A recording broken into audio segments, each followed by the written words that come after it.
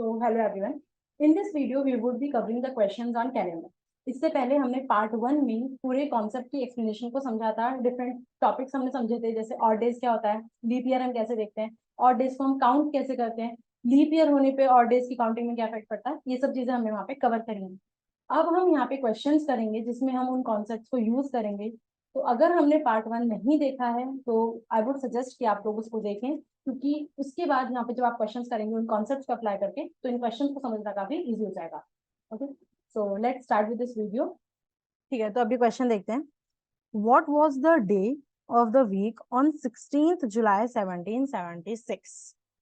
ठीक है, अब हमें इस पर डे बताना है कौन सा था। कोई दिक्कत नहीं है, एकदम से समझ नहीं आ रहा है तो कैसे करेंगे।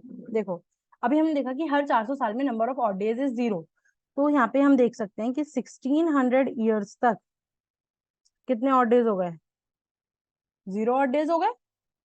ठीक है, फिर हमारा ईयर है 1776, हमें यहाँ तक जाना है, तो हम 1775 तक निकालेंगे, क्योंकि 1776 ईयर पूरा नहीं हुआ है, उसके हमें 16 जुलाई तक जाना है। ठीक है, तो पहले हम 1775 तक के ऑड डेज लिख लेते हैं। तो 1600 तक के हमने लिख लिया, फिर अगले 100 साल के जब हम पहुंच जाएंगे 1700 में, ठीक है, तो अगले 100 साल के कितने ऑड डेज हो गए, 5 ऑड डेज हो गए। अब देखो 75 ईयर्स के हमें देखना है। अब इसके हम कैसे देखें, इसमें पता लगाना पड़ेगा कितने लीप ईयर है और कितने ऑर्डिनरी ईयर है। वो हम कैसे लगाएंगे पता है, इसको हम सिंपल 4 से डिवाइड करेंगे, क्योंकि हर अगर सेंचुरी रीच नहीं हो रही है तो हर 4 साल बाद हमारा एक लीप ईयर आता है। तो फिर अब देखो हमारा 75 ईयर है, और इसको हम डिवाइड करेंगे 4 से। 4 1 जा 4, 35, और ये हो गया 8 जा 32 3। ठीक है, तो ये 3 तो छोड़ो, ये हमारे 18 लीप ईयर्स हो गए। ठीक है, 4 से हमने डिवाइड करके देखा कितनी बार 4 के सेट बन रहे हैं, तो 18 लीप ईयर्स हो गए। तो ये हो गया हमारा 18 लीप ईयर्स, यानी कि 18 into 2 ordinary days, into 2 odd days. ठीक है, क्योंकि एक लीप ईयर में 2 ऑड डे होते हैं, प्लस हमारे ऑर्डिनरी ईयर कितने बचे, 75 में से जब 18 गया तो इट इज 57। तो 57 ऑर्डिनरी ईयर हुए, और उनमें कितने ऑड डेज होते हैं, एक ऑड डे होता है।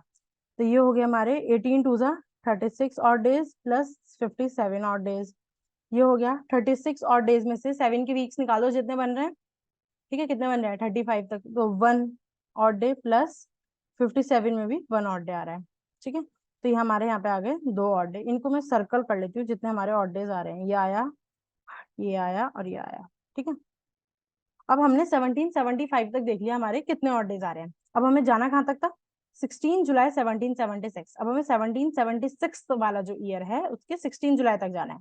ठीक है, तो जनवरी का देखेंगे, फेब का देखेंगे, मार्च का देखेंगे, अप्रैल का देखेंगे, मई का देखेंगे, जून का देखेंगे, और जुलाई का देखेंगे। ठीक है, ओके। जनवरी में कितने डेज होते हैं, 31। 1776, इसमें फेब्रवरी में कितने दिन होंगे, 1776 7 से 4 से डिविजिबल है, तो ये लीप ईयर है, तो यहाँ पे हमारे 29 डेज होंगे। ठीक है, मार्च में हमारे 31 डेज होंगे, अप्रैल में हमारे 30 डेज होंगे, मई में 31 डेज होंगे, जून में 30 डेज होंगे, जुलाई में 16 जुलाई तक देखना है तो 16 डेज होंगे। ठीक है, जिस डेट तक देखते हैं हम उस डेट को काउंट करते हैं। ठीक है, क्योंकि उसी दिन का हमें बताना है। अब ये टोटल क्या हो गया, जनवरी में कितने ऑड डेज हो गए, या तो आप ऐसा निकाल सकते हो कि हर एक के ऑड डेज यहीं पे निकाल लो। ठीक है, या फिर इन सबको ऐड कर लो, उसको 7 से डिवाइड कर लो, फिर देखो कितना रिमाइंडर बच रहा है, उतने ऑड डेज हो जाएंगे 1776 के। ठीक है, बाकी सिंपल, अगर सिंपल ऐड करना है तो यहाँ पे देखो, तो यहीं पे देख लो कि 31 डेज थे, एक मिनट, 31 डेज थे, तो यहाँ पे 3 ऑड डे हो गए, और इसमें 2 ऑड डे हो गए, 29 में नहीं, सॉरी सॉरी, 1 ऑड डे हो गया, एक ऑड डे हो गया। 31 में फिर से 3 ऑड डेज हो गए, 30 में 2 ऑड डे हो गए, 31 में मई के लिए फिर से 3 ऑड डे हो गए, जून में 2 ऑड डे हो गए, और 16 जुलाई, यानी कि 16 को जब 7 से डिवाइड करोगे तो 2 रिमाइंडर बचेगा, 2 ऑड डे हो गए। ठीक है, अब यहाँ पे देखो, ये 7 हो गए, 3 1 4 और 3 7, ये पूरा एक वीक बन गया। देन ये पूरा एक वीक बन गया। ठीक है, 2 ऑड डे बचे हमारे 1776 में। ठीक है, बाकी और सिंपल करना है तो सिंपल कर सकते हो आप, इन सब नंबर्स को ऐड कर लो। ठीक है, वो जो नंबर आएगा उसको 7 से डिवाइड करोगे, 2 आपका रिमाइंडर बचेगा वहां पे, वही ये वाले नंबर ऑफ ऑड डेज आ रहे हैं। मैंने क्या करा, मैंने सारे नंबर्स ऐड ना करने पड़े इसलिए सभी के नंबर ऑफ ऑड डेज निकाल लिए, और फिर उनको ऐड करके देख लिया, जो बन रहा है उसको 7 से डिवाइड कर लिया, और जो हमारा रिमाइंडर आया that is the number of odd days. ठीक है, अब हमने क्या करा है, 16 जुलाई 1776 तक के सारे ऑड डेज निकाल लिए। कितने ऑड डेज आ रहे हैं, 0, 5, 2 और 2। तो टोटल कितने हो गए, टोटल ऑड डेज, ठीक है, कितने हो गए, 0 + 5, ठीक है, कितने थे, 0 + 5 + 2 + 2, ठीक है, +2 + 2, ये हो गया आपका 7 + 2 9, ठीक है। और 9 को जब 7 से डिवाइड करोगे क्या बचेगा, 2 रिमाइंडर बचेगा। तो फाइनली आपके 2 is the final number of odd days, जो कि 16 जुलाई 1776 तक बैठ रहा है। अब 2 नंबर ऑफ ऑड डेज है, इसका मतलब क्या हुआ, ट्यूसडे। ठीक है, कैसे, हमने अभी टेबल देखी थी लास्ट में। ओके, ठीक है, एक और क्वेश्चन करते हैं इसको अच्छे से समझने के लिए। ठीक है, इसमें क्या रहा है, what is the day of the week on 26 अक्टूबर 2009। ठीक है, अब इसमें देखो, पहले हमने 400 के मल्टीपल वाला ईयर देख लेते, क्योंकि वहां तक के ऑड डेज तो 0 ही हो जाने हैं। ठीक है, तो इसमें देखो 2000, ये 400 का मल्टीपल है, तो यहाँ तक के तो हो गए 0 ऑड डेज। ठीक है, अब आता है 9। ठीक है, अब अगले 9 ईयर्स का देखना है हमें। 9 ईयर्स में कितने लीप ईयर होंगे आपके, 2 लीप ईयर होंगे। ठीक है, जब 7 से डिवाइड करोगे, 4 से डिवाइड करोगे, तो आपके 2 लीप ईयर होंगे, और बाकी कितने, 7 ऑर्डिनरी ईयर्स होंगे। ठीक है, तो 2 लीप ईयर का मतलब 4 ऑड डेज इसमें, क्योंकि 2 ऑड डे होते हैं एक लीप ईयर में, और 7 ऑड डेज इसमें, ये ऐड करके हो गया 11 ऑड डेज। ठीक है, और 11 को जब डिवाइड करोगे 7 से, तो वो आपको दे देगा 4 ऑड डेज।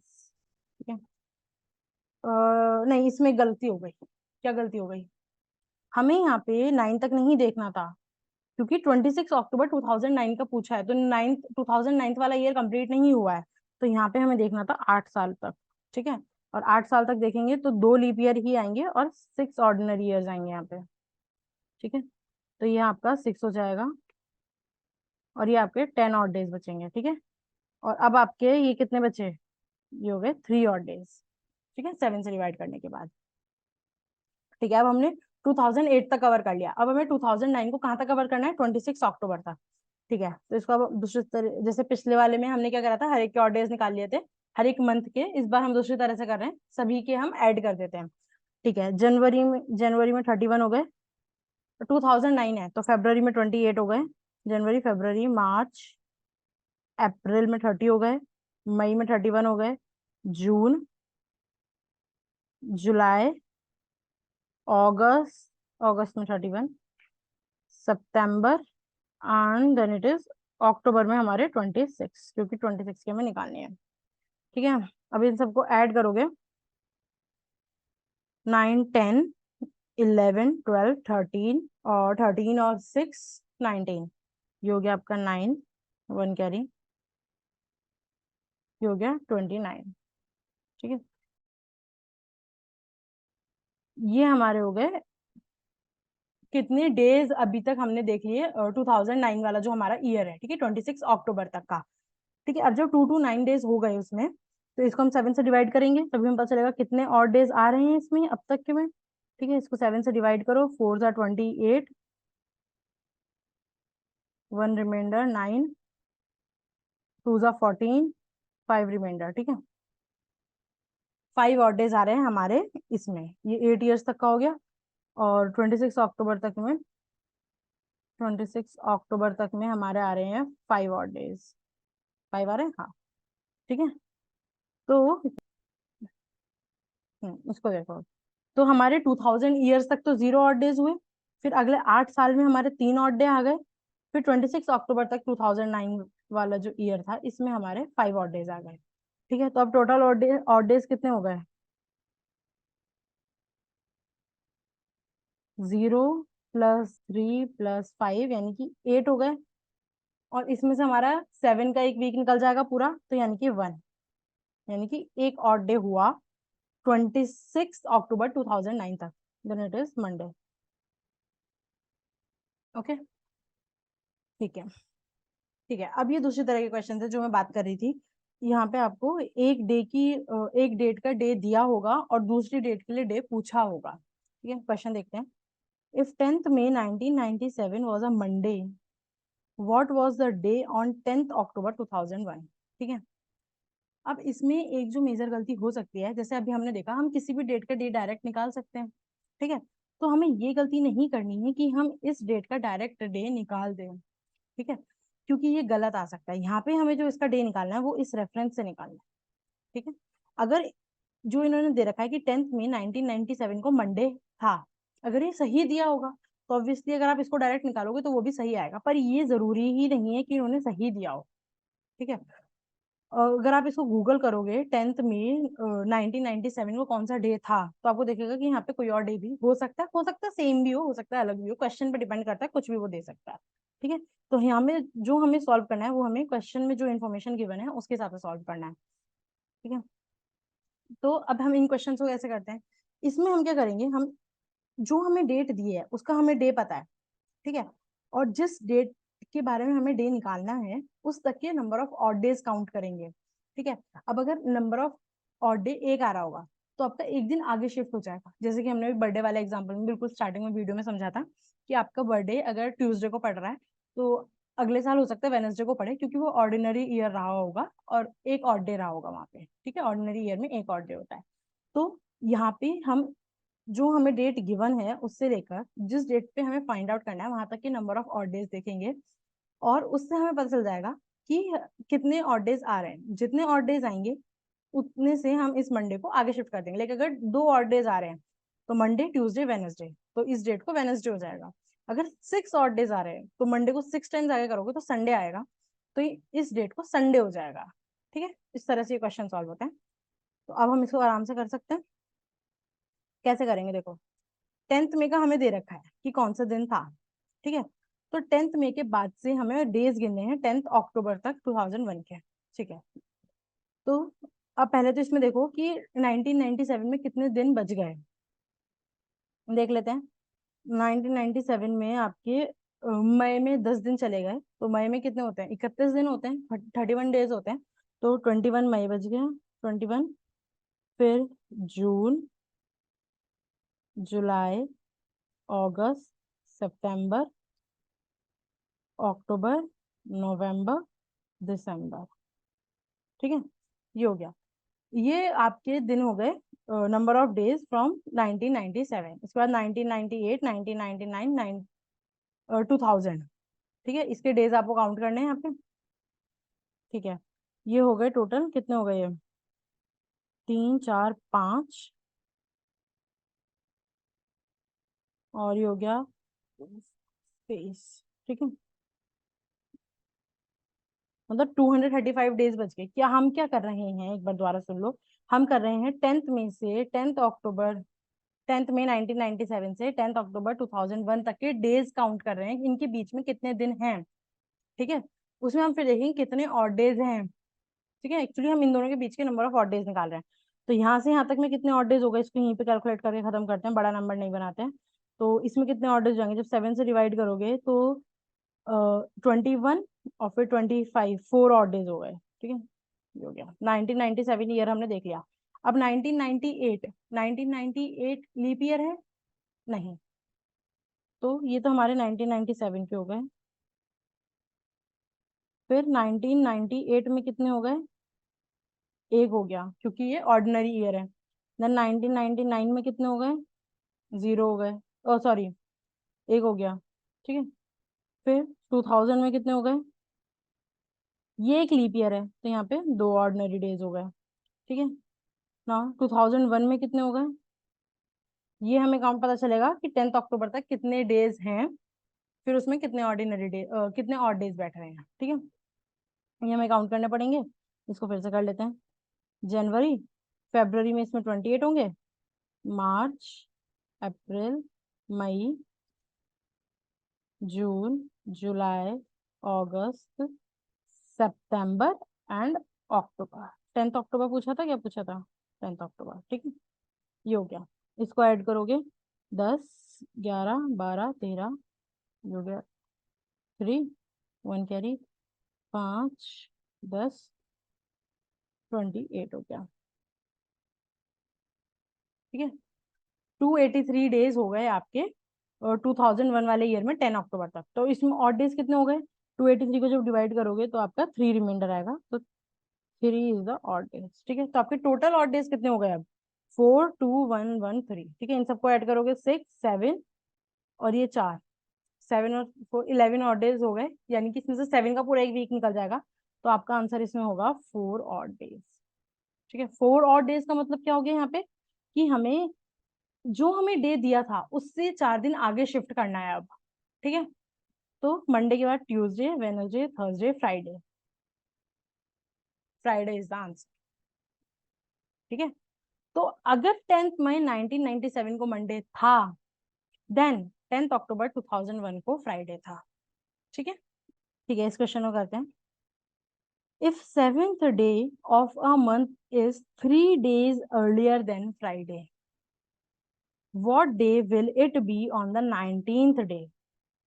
ठीक है, सेवेंथ डे पे it was 3 days earlier than Friday. अब हम पूछा कि 19th डे पे क्या होगा।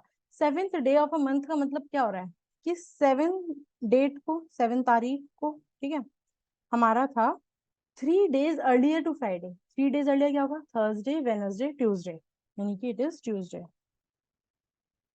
ठीक है। 7 को हमारा ट्यूसडे था। अब वो पूछ रहा है 19 को क्या डे होगा उसी मंथ की। तो 7 को ट्यूसडे था, तो अगले 7 दिन प्लस कर दो, यानी कि 14 को भी ट्यूसडे होगा, क्योंकि नंबर ऑफ ऑड डेज अगले 7 दिन में 0 हो गए, तो ट्यूसडे ही रहेगा, ठीक है।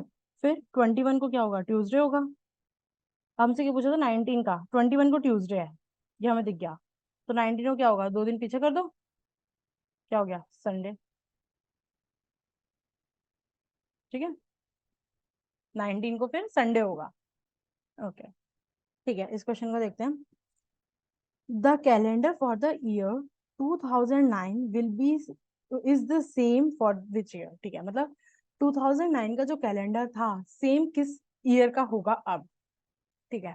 तो इसको थोड़ा कॉमन सेंस से सोचते हैं, कि पहले तो ये समझते हैं कि कैलेंडर सेम होने का ये मतलब क्या कह रहा है। इसका मतलब ये है कि अगर 1 जनवरी 2009 को कोई डे था, तो अब किस दिन, किस ईयर में 1 जनवरी को वही डे होगा, और लास्ट तक मतलब वही कैलेंडर फॉलो हो रहा होगा, ठीक है। अब थोड़ा कॉमन सेंस से ये सोचते हैं कि देखो, अभी हमने समझा कि अगर मैं आपको बर्थडे वाला एग्जांपल फिर से समझते हैं इसको, कि अगर एक और डे होता है किसी ईयर में, तो आपका बर्थडे अगले साल, मतलब अगर आपका बर्थडे 5 दिसंबर को था, तो अगली बार 5, इस बार आपके 5 दिसंबर पे ट्यूसडे था, अगली बार 5 दिसंबर पे आपका क्या होगा? वेनसडे हो जाएगा, अगर वो ऑर्डिनरी ईयर था, मतलब अगर ऑड डेज बन रहे तो वो वेनसडे हो जाएगा, ठीक है। अब वो कहना चाह रहा है कि कौन सा ऐसा ईयर होगा जो वापस ट्यूसडे ही हो जाए, कब होगा? जैसे इस साल आपका मान लो ट्यूसडे था, अगले साल वेनसडे हो गया, अगले साल थर्सडे हो गया, और से फिर लीप ईयर पड़ गया तो आपका फ्राइडे सैटरडे हो गया डायरेक्ट, ठीक है। तो इस तरह से करोगे तो ट्यूसडे कब आएगा वापस? जब नंबर ऑफ ऑड डेज वापस 0 हो जाएंगे, ठीक है। समझ में आया? तो अब हम इसको कैसे देख सकते हैं? हमें देखना है कि जैसे अगर 2009 ईयर है आपका, ठीक है, तो 2009 आपका ऑर्डिनरी ईयर है, तो इसमें कितने ऑड डेज होंगे? एक, ठीक है। अगर मान लो 2009 में ही 7 ऑड डेज हो जाते, जस्ट से, मतलब बोल रही हूँ 0 ऑड डेज हो जाते, तो आपका 2010 में जो बर्थडे होता, यानी कि वो डेट भी सेम डे पड़ता, यानी कि हमारा कैलेंडर सेम हो जाता, ठीक है। बट ऐसा नहीं है, 2009 में तो एक और डे आ गया, तो अगले साल आपका कैलेंडर सेम नहीं होगा, उसमें एक दिन आगे बढ़ जाएगा। तो अब 2010 का देखते हैं, ठीक है। तो हमारे ऑड डेज कितने होने चाहिए थे? जब 7 हो जाए, ठीक है।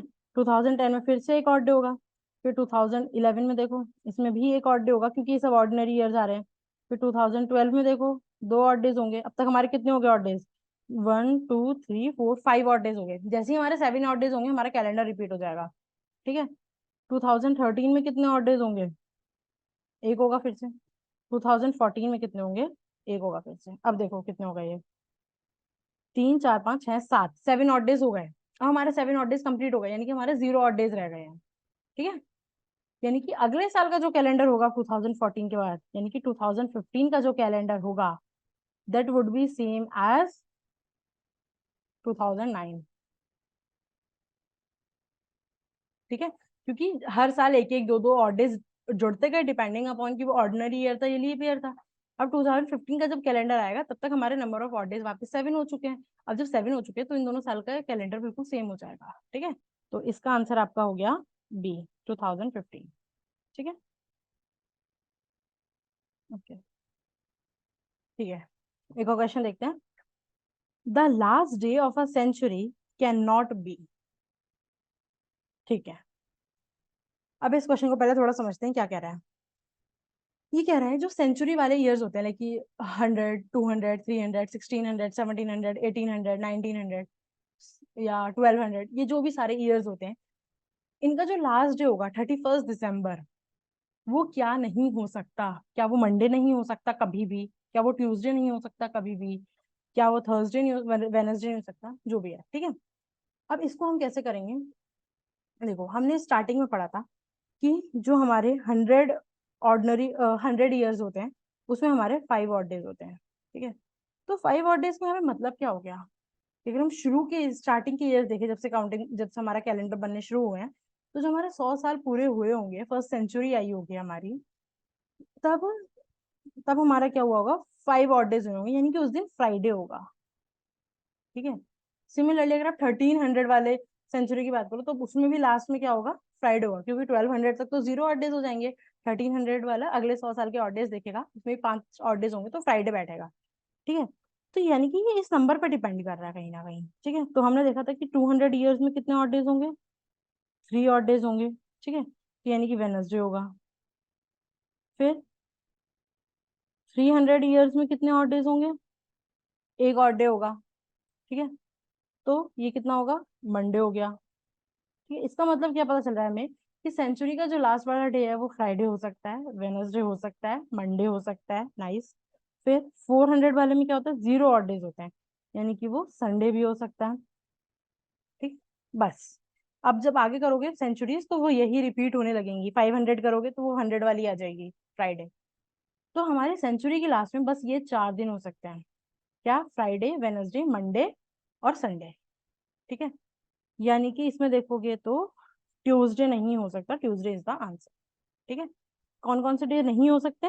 ट्यूसडे नहीं हो सकता, थर्सडे नहीं आ सकता सेंचुरी के एंड में, और सैटरडे नहीं आ सकता। ठीक है, तो ये हो गया। Okay, so now we have covered the questions on the topic calendar. ठीक है, अब कैलेंडर से इसी टाइप के क्वेश्चंस बनते हैं, इसी तरह से लैंग्वेज को घुमा रहे होते हैं या कुछ भी कर रहे होते हैं, उसमें जनरली या तो बहुत सिंपल क्वेश्चंस भी बन सकते हैं, जैसे कि हमने एक बीच में देखा था कि 7th ऑफ द मंथ को ये डे बैठ रहा है, तो आगे किसी मंथ का उसी मंथ की आगे वाली डेट पूछ ली थी। इस तरह के क्वेश्चन, सिंपल क्वेश्चंस भी बन सकते हैं। आपको थोड़े से क्वेश्चन वहाँ पे प्रैक्टिस शीट में भी नीचे मिल जाएंगे, जिसमें सिंपल, कॉम्प्लेक्स, सब टाइप के क्वेश्चन हैं।